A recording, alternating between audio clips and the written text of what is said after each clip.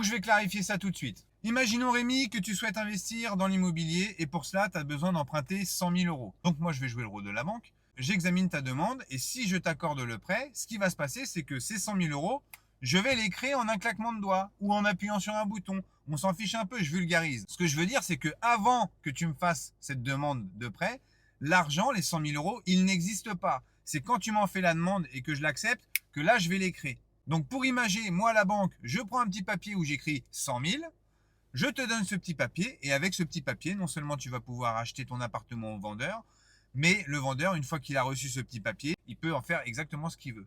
Donc l'argent est bien réel, je n'ai jamais dit le contraire. Et donc j'écris dans mon registre, voilà, j'ai prêté 100 000 euros à Rémi. Donc toi, pour me les rembourser, chaque mois tu vas me verser une mensualité, on va dire n'importe quoi, 600 euros. Et à chaque fois que tu vas payer tous les mois tes 600 euros, moi, la banque, je vais prendre 50, on va dire que c'est la part d'intérêt avec laquelle je me rémunère. Donc, je prends 50 euros, je les mets dans ma poche. Et les 550 euros restants de ta mensualité, je vais les détruire. Ce qui fait que lorsque tu auras fini de me rembourser ton prêt de 100 000 euros, je les aurai détruits. J'aurais juste conservé la partie qui correspond aux intérêts, donc à ma rémunération.